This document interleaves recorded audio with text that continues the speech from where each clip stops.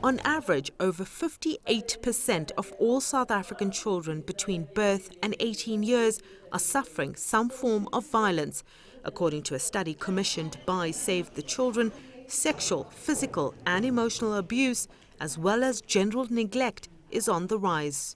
As South Africans, we've become numb to the issue of violence against children. We see it and we page, and move to the following page. We sympathize for a day and we continue with our lives. And so for us, we felt that if we're going to have all of these aspirations that we have as a country, if we don't deal with the protection of children, we're not going to achieve what we want to achieve. And we owe it to children to have a better life.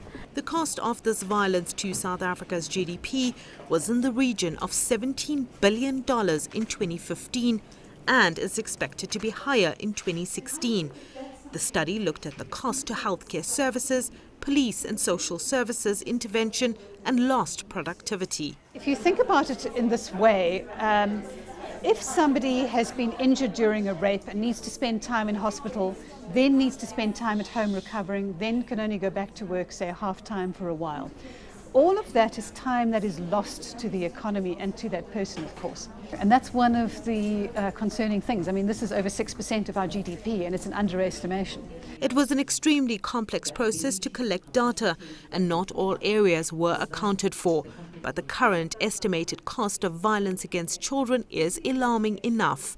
The new research proves valuable in linking common illnesses and health anomalies, looking at the long-term impact on children as they grow into adults, and is set to provide direction for the way forward. There were huge swathes of costs that we just couldn't get because the data isn't reported that way. So, for instance, this includes no criminal justice costs, and violence against children costs the criminal justice system an enormous amount. It doesn't actually include what the health system actually spends, say, on injuries.